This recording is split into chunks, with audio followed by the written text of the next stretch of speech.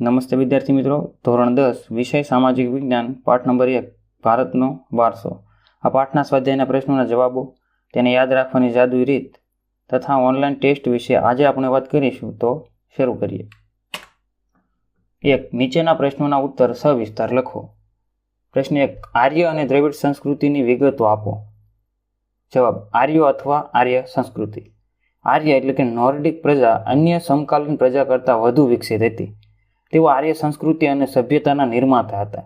તેમણે ભારતની અન્ય પ્રજાની સંસ્કૃતિઓના ઉમદા તત્વો અપનાવીને એક સમન્વયકારી સંસ્કૃતિનું સર્જન કર્યું હતું. આર્યો પ્રકૃતિ પ્રેમી હતા. તેઓ વૃક્ષો, નદીઓ, પર્વતો, સૂર્ય, વાયુ, વરસાદ વગેરેની પૂજા અર્ચના કરતા હતા. તેમણે પ્રકૃતિના તત્વોની સ્તુતિઓ, વૈદિક ઋચાઓ, મંત્રો રચી હતી. સમય જતાં તેમાંથી યજ્ઞ આગાદી ધાર્મિક ક્રિયાઓ ભારતમાં શરૂ થઈ હતી. આર્યોની મુખ્ય વસ્તીવાળા પ્રદેશને આર્યાવ્રત નામ આપવામાં આવ્યું હતું. આર્યો શરૂઆતમાં વાયવ્ય ભારતમાં રહેતા હતા.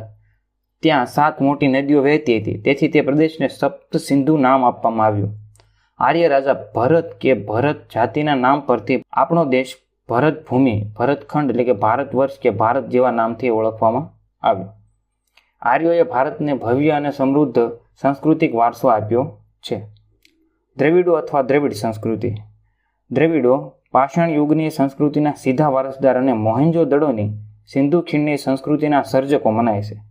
તેમણે દેવીને માતા રૂપે અને પરમાત્માને પિતા રૂપે માન્યા હતા, જેમાંથી પાર્વતી અને શિવની પૂજાનો ખ્યાલ વિકસ્યો હતો. આપણી સંસ્કૃતિમાં રહેલી પ્રકૃતિ પૂજા અને પ્રાણીઓની પૂજા દ્રવિડોની ભેટ છે. ધૂપ, દીપ અને આરતી વડે દેવી દેવતાઓની પૂજા કરવાની પ્રથા દ્રવિડોનો વારસો મનાય છે. દ્રવિડો માતૃમૂલક માતૃપ્રધાન કુટુંબ પ્રથા ધરાવતા હતા. તેઓ અવકાશી ગ્રહો, હોડી, તરાપા, કાંતવું, વણવું, રંગવું વગેરેનું જ્ઞાન ધરાવતા હતા. ઉત્તર ભારત પર આર્યોએ કાબુ મેળવતા દ્રવિડો દક્ષિણ ભારતમાં સ્થાયી થયા હતા. દ્રવિડ કુળની તમિળ, તેલુગુ, કન્નડ, મલયાલમ વગેરે ભાષાઓ બોલતા લોકો દ્રવિડો આજે દક્ષિણ ભારતમાં જોવા મળે છે. પ્રારંભિક તમિલ સાહિત્ય ઉર્મિની અભિવ્યક્તિથી સભર છે. પ્રશ્ન 2. સંસ્કૃતિનો અર્થ આપી વિગતે સમજાવો. એક સૂત્ર રૂપે કહી શકાય કે સંસ્કૃતિ એટલે જીવન જીવવાની રીત. હાવ સરળ વ્યાખ્યા એ જ છે કે સંસ્કૃતિ એટલે જીવન જીવવાની રીત. દેશ કે સમાજમાં સમય અને સંજોગો મુજબ લોકો જીવનમાં આવતા પરિવર્તનો, સુધારાઓ, સામાજિક નીતિઓ અને રીતિઓ વગેરે વડે જુદા જુદા સમાજની સંસ્કૃતિનું ઘડતર થાય છે. મહાન રશિયન સમાજશાસ્ત્રી અને નૃવંશશાસ્ત્રી બી મેલિનોવસ્કીના મતે સંસ્કૃતિ એટલે માનવ મનનું ખેડાણ. સંસ્કૃતિ એટલે માનવ સમાજની ટેવો, મૂલ્યો, આચાર વિચાર, ધાર્મિક પરંપરાઓ, રહેણીકરણી અને જીવનને ઉચ્ચતમ ધ્યેય સુધી લઈ જતા આદર્શોનો સરવાળો. સંસ્કૃતિ એટલે ગુફાથી ઘર સુધીની માનવ જીવનની વિકાસ યાત્રા. ઇતિહાસમાં સંસ્કૃતિ શબ્દ વિશિષ્ટ અર્થમાં પ્રયોજાય છે. તે મુખ્યત્વે શિક્ષણ, સાહિત્ય, સંગીત, નૃત્ય, શિલ્પ, સ્થાપત્ય, હસ્તકલા વગેરે ક્ષેત્રમાં ઉચ્ચ સિદ્ધિઓ પ્રાપ્ત કરવાના સંદર્ભમાં વપરાય છે. અને સંસ્કૃતિમાં વિચારો, બુદ્ધિ, કલા, કૌશલ્ય અને સંસ્કૃતિના મૂલ્યોનો સમાવેશ કરવામાં આવે છે. માનવીએ પોતાના મનનું ખેડાણ કરીને વિકસાવેલા સાહિત્ય, તત્વચિંતનની વિવિધ વિચારધારાઓ, ધાર્મિક પરંપરાઓ, લલિત કલાઓ, ચિત્રકલા, શિલ્પકલા અને સ્થાપત્યકલા, વિભિન્ન સામાજિક સંસ્થાઓ અને વિવિધ આર્થિક પ્રવૃત્તિઓ વગેરેનો સંસ્કૃતિમાં સમાવેશ થાય છે. સંસ્કૃતિમાં કોઈ પણ પ્રજા સમૂહની આગવી જીવનશૈલીનો સમાવેશ થાય છે.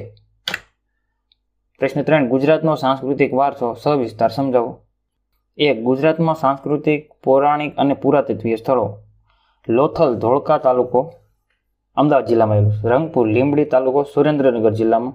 ધોળાવીરા કચ્છ જિલ્લામાં. રોજડી અથવા શ્રીનાથગઢ રાજકોટ જિલ્લા વગેરે મુખ્ય છે. 2. ઐતિહાસિક સ્થળો. વડનગરનું પ્રખ્યાત કીર્તિ તોરણ, જૂનાગઢમાં ગિરનાર પર્વતની તળેટીમાં આવેલ સમ્રાટ અશોકનો શિલાલેખ, મોઢેરાનું સૂર્ય મંદિર, ચાંપાનેરનો કિલ્લો તથા દરવાજો, સિદ્ધપુરનો રુદ્રમહાલય, વિરમગામનું મુનસર તળાવ, અમદાવાદમાં સૌથી મોટી જામા મસ્જિદ, બેનમૂલ ઝૂલતા મિનારા, મનોહર અને બારીક કોતરણીવાળી સિદ્દી સૈયદની જાળી, અઠીસીના જૈન દેરા, સરખેજનો રોજો, રાણી સિપ્રીની મસ્જિદ, નગીનાવાડી વગેરે, પાટણનું સહસ્ત્રલિંગ તળાવ અને રાણકી વાવ, વડોદરાનો રાજમહેલ, જૂનાગઢનું મોહબ્બત ખાનનો મકબરો, નવસારીની પારસી અગિયારી વગેરે ગુજરાતના ઐતિહાસિક મહત્વ ધરાવતા સ્થળો છે. 3. ધાર્મિક સ્થળો. દ્વારકામાં દ્વારકાધીશનું મંદિર અને જગતગુરુ શંકરાચાર્યની શારદાપીઠ, 12 જ્યોતિર્લિંગો પૈકીનું એક સોમનાથ મંદિર, ઉત્તર ગુજરાતમાં અંબાજી બનાસકાંઠા જિલ્લો, બહુચરાજી મહેસાણા જિલ્લો, મહાકાળીનું મંદિર પાવાગઢ પંચમહાલ જિલ્લો, મીરાદાતાર ઉનાવા મહેસાણા જિલ્લો, જૈન તીર્થ પાલીતાણા ભાવનગર જિલ્લો, રણછોડરાયજીનું મંદિર ડાકોર ખેડા જિલ્લો, શામળાજી અરવલ્લી જિલ્લો વગેરે ગુજરાતના ધાર્મિક મહત્વ ધરાવતા તીર્થ સ્થળો છે. ચોથું, સાંસ્કૃતિક મહોત્સવો. પોળો વિજયનગર સાબરકાંઠા જિલ્લો, પતંગોત્સવ અને કાંકરિયા કાર્નિવલ અમદાવાદ, તાનારીરી મહોત્સવ વડનગર, ઉત્તરાધ નૃત્ય મહોત્સવ મોઢેરા, રણોત્સવ કચ્છ વગેરે ગુજરાતના જાણીતા સાંસ્કૃતિક પ્રવાસન સ્થળો છે. પાંચમું, મેળાઓ. મેળાઓમાં મોઢેરાનો મેળો મોઢેરા મહેસાણા જિલ્લો, ભાદરવી પૂનમનો મેળો અંબાજી બનાસકાંઠા જિલ્લો, ભવનાથનો મેળો ગિરનાર જૂનાગઢ જિલ્લો, તરણેતરનો મેળો તરણેતર સુરેન્દ્રનગર જિલ્લો અને વૌઠાનો મેળો ધોળકા અમદાવાદ જિલ્લો મુખ્ય છે. છઠ્ઠું, બૌદ્ધ અને જૈન ધર્મની ગુફાઓ. ગુજરાતમાં વડનગર, તારંગા, ખંભાલીડા, જૂનાગઢ, શામળાજી, કોટેશ્વર, તળાજા, ઢાંક, ઝઘડિયા વગેરે સ્થળોએ બૌદ્ધ અને જૈન ધર્મની ગુફાઓ આવેલી છે.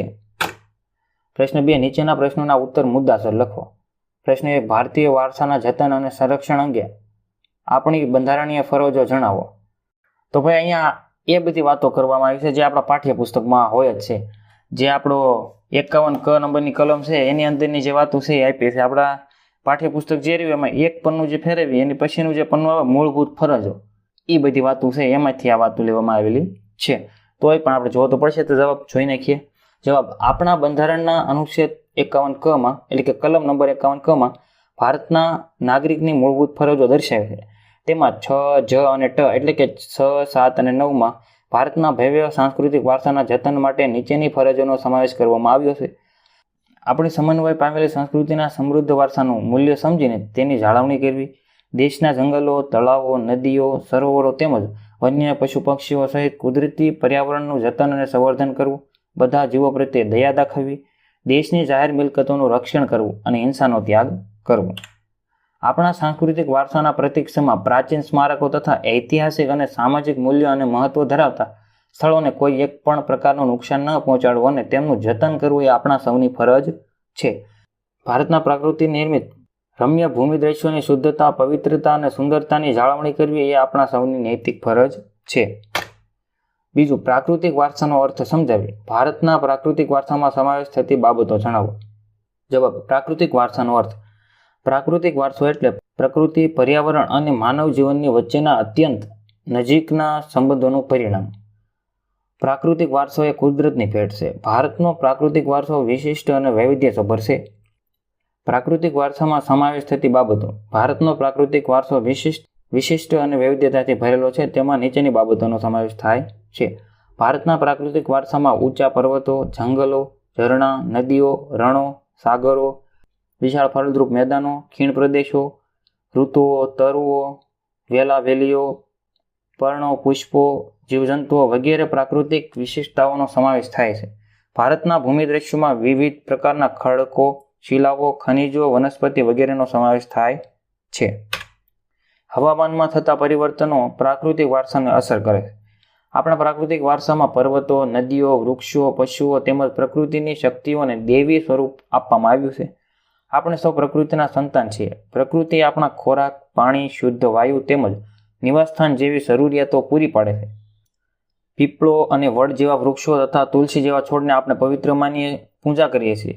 ભારતના પ્રાકૃતિક વારસામાં પંચતંત્રની વાર્તાઓ અને બૌદ્ધ ધર્મની જાતક કથાઓને પણ સ્થાન આપવામાં આવ્યું છે. આપણા શાસ્ત્રીય સંગીત અને લોક સંગીતને પ્રકૃતિ તથા ઋતુઓ સાથે જોડવામાં આવ્યા છે. કેટલાક શાસ્ત્રીય રાગો દિવસના જુદા જુદા પ્રહરો પર આધારિત છે. આપણા ગીતો, કાવ્યો, તહેવારો, ચિત્રો વગેરેના વિષય વસ્તુ તરીકે મુખ્યત્વે પ્રકૃતિ અને ઋતુઓ રહેલી છે. આપણી આયુર્વેદિક, યુનાની અને નિસર્ગોપચાર એટલે કે નેચરોપેથી જેવી ચિકિત્સા પદ્ધતિઓ સંપૂર્ણપણે પ્રકૃતિ પર આધારિત છે. પ્રશ્ન 3, ભારતના સાંસ્કૃતિક વારસાનો ખ્યાલ આપો. સાંસ્કૃતિક વારસો એટલે માનવ સર્જિત વારસો. માનવીએ પોતાની બુદ્ધિ, શક્તિ, જ્ઞાન, આવડત અને કલા કૌશલ્ય વડે જે કાંઈ સર્જ્યું છે કે મેળવ્યું છે તે સાંસ્કૃતિક વારસો કહેવાય છે. ભારતના સાંસ્કૃતિક વારસામાં રાજમહેલો, ઇમારતો, શિલાલેખો, સ્તૂપો, ચૈત્યો, વિહારો, મંદિરો, મસ્જિદો, મકબરાઓ, ગુંબજો, કિલ્લાઓ, દરવાજાઓ, ઉત્ખનન કરેલા સ્થળો તેમજ સ્વતંત્ર સંગ્રામ સહિતના ઐતિહાસિક સ્મારકો અને સાબરમતી આશ્રમ તેમજ દાંડી બારડોલી, શાંતિનિકેતન, કોલકાતા, દિલ્હી જેવા વગેરે જેવા સ્થળોનો સમાવેશ થાય છે. આ ઉપરાંત ભાષા, લિપિ, અંકો, શૂન્ય, ગણિત, પંચાંગ, ખગોળ, ધાતુ, ધર્મ, સાહિત્ય, યુદ્ધશાસ્ત્ર, રાજ્યશાસ્ત્ર, પ્રાણીશાસ્ત્ર, વનસ્પતિશાસ્ત્ર, વાસ્તુશાસ્ત્ર, ન્યાયતંત્ર, વિધિ વિધાન, પર્યાવરણ સુરક્ષા વગેરેની મહત્વની શોધોનો પણ સાંસ્કૃતિક વારસામાં સમાવેશ થાય છે. પ્રાગ ઐતિહાસિક યુગથી ભારતીય પ્રજાને સાંસ્કૃતિક વારસાની અનેક બાબતો વિશ્વની પ્રજાને આપી છે. દાખલા તરીકે શિલ્પો કંડારવાની કલા એ ભારતના લગભગ 5000 વર્ષ જૂની છે. તે અવશેષોમાંથી મળી આવેલ નર્તકી, દેવી દેવતાઓના, પશુ પક્ષીઓના અને માનવ આકૃતિના શિલ્પો, બાળકોને રમવામાં કેટલાક રમકડા, દાઢીવાળા પુરુષોનું શિલ્પ વગેરે આપણા પ્રાચીનતમ સાંસ્કૃતિક વારસાનું ગૌરવ છે. મૌર્ય યુગના શિલ્પોમાં ઊંધા કમળની આકૃતિ ઉપર વૃષભ કે સિંહનું શિલ્પ, ગૌતમ બુદ્ધનું પ્રજ્ઞાપારસ્મિતાનું શિલ્પ, સારનાથની ધર્મચક્ર પ્રવર્તનવાળી ગૌતમ બુદ્ધની પ્રતિમા તેમજ ગુપ્ત યુગની જૈન તીર્થકરોની પ્રતિમાઓ અને રાષ્ટ્રીયકૃત રાજાઓના સમયની ઇલોરાઓની ગુફાઓના શિલ્પો આપણા ભવ્ય સાંસ્કૃતિક વારસાની સમૃદ્ધિના દર્શન કરાવે છે. પ્રાચીન ભારતમાં આવેલી વિવિધ પ્રજાના સંમિશ્રણથી ભારતનો સાંસ્કૃતિક વારસો ભવ્ય, વૈવિધ્યપૂર્ણ, ભાતીગળ અને સમૃદ્ધ બન્યો છે. પ્રશ્ન 3. નીચેના પ્રશ્નોના ઉત્તર ટૂંકમાં લખો. પ્રશ્ન 1. આર્ય પ્રજા અન્ય કયા નામે ઓળખાય છે? જવાબ: આર્ય પ્રજા નોર્ડિક નામે પણ ઓળખાય છે. તો આને યાદ રાખવા માટે આપણે એક વાત યાદ રાખવાની છે કે ભાઈ જૂના જમાનામાં રૂપિયો હતો એની પહેલા હતું આનો, બરોબર? આના આપતા હતા. તો આપણે એ જ વાક્ય યાદ રાખવાનું છે, એક આનું આપો. તો આથી યાદ આવે આર્ય અને નોથી યાદ આવે નોર્ડિક. આનો શબ્દ યાદ રાખવાનો છે, એક આનો આપો. પ્રશ્ન 2. નેગ્રીટો એટલે કે હબશી પ્રજા વિશે ટૂંકી માહિતી આપો. જવાબ: નેગ્રીટો એટલે કે હબશી. કેટલાક ઇતિહાસકારોના મતે નેગ્રીટો અથવા નિગ્રો એટલે કે હબશી ભારતના સૌથી પ્રાચીન નિવાસીઓ હતા. તેઓ આફ્રિકામાંથી બલુચિસ્તાનના માર્ગે ભારતમાં આવ્યા હતા. શ્યામ વર્ણ, 4 થી 5 ફૂટ ઊંચાઈ અને માથે વાંકડિયા વાળ એ તેમની શારીરિક વિશેષતા હતી. મૂળ નેગ્રીટો હતા ક્યાંના? આફ્રિકાના. આવ્યા કયા રસ્તે? બલુચિસ્તાન થઈને ભારતમાં આવ્યા. હવે તમે અહીંયા એનો ફોટો જોઈ શકો છો. વાંકડિયા વાળ છે, ઊંચાઈ પણ એની 4 થી 5 ફૂટ હોય છે. પ્રશ્ન 3. ભારતની રાષ્ટ્રીય મુદ્રામાં કયા કયા પ્રાણીઓ દર્શાવેલા છે? જવાબ: ભારતની રાષ્ટ્રીય મુદ્રામાં 4 સિંહો, ઘોડો, હાથી અને બળદ આ પ્રાણીઓ દર્શાવેલા છે. તો ભાઈ તમે જોઈ શકો છો, આ 3 સિંહ સામેની સાઈડ દેખાશે, એક છે એની પાછળની સાઈડ, એટલે 4 સિંહ. એક સાઈડમાં જો ઘોડો દેખાય છે, એક બળદ દેખાય છે અને ચારે બાજુ ધર્મચક્ર પ્રવર્તન 24 હારાવાળું ચક્ર પણ છે, બરાબર? એની જે આમાં ઉલ્લેખ થયો નથી. પ્રશ્ન 4. દરેક પ્રશ્નની નીચે આપેલા વિકલ્પોમાંથી સાચો વિકલ્પ પસંદ કરી ઉત્તર લખો. પહેલું, લોકમાતા શબ્દ કોના માટે ઉપયોગમાં લેવાય છે? તો અહીંયા આપણો જવાબ બનશે સી, નદીઓ. નદીઓ છે એ બધાની માતાઓ ગણાય લોકમાતા, કારણ કે નદીઓ બધાને પાણી પૂરું પાડે છે અને પાણી દ્વારા તે ખેતી શક્ય છે, પાણી દ્વારા આપણું જીવન શક્ય છે, બરાબર? પાણી વગર પણ આપણે જીવી શકીએ નહીં, એટલે નદીઓ છે આપણે બધાની લોકમાતા છે અને નદીઓ માટે તે લોકમાતા શબ્દ પ્રયોજાયો હતો. પ્રશ્ન 2. દ્રવિડ કુળની ભાષાઓમાં નીચેનામાંથી કઈ ભાષાનો સમાવેશ ન કરી શકાય? તો અહીંયા આપણો જવાબ બનશે એ, હિન્દી. તો તમિલ, કન્નડ અને મલયાલમ છે એ તો દ્રવિડ કુળની ભાષાઓ છે. હિન્દી છે એ તે કુળની નથી. પ્રશ્ન 3. નીચેના પૈકી કઈ જોડ સાચી છે? તો અહીંયા આપણો જવાબ બનશે સી, ઉત્તરાર્ધ નૃત્ય મહોત્સવ મોઢેરા ખાતે ભરાય છે. હવે શારદા પીઠ છે એ દ્વારકામાં આવેલી છે, પોળો ઉત્સવ છે એ સાબરકાંઠામાં ભરાય છે અને સિદ્ધિ સૈયદની ચાળી છે એ અમદાવાદમાં આવેલી છે. તો અહીંયા આપણો આ વિડીયો પૂરો થાય છે. મને આશા છે કે તમને આ વિડીયોમાં ઘણું ખરું યાદ રહ્યું હશે અને આ વિડીયો ઘણી રીતે ઉપયોગી પણ થયો હશે. તો હવે મળીએ નવા વિડીયોમાં. ત્યાં સુધી ભણતા રહો, ગણતા રહો, આગળ વધતા રહો. ધન્યવાદ.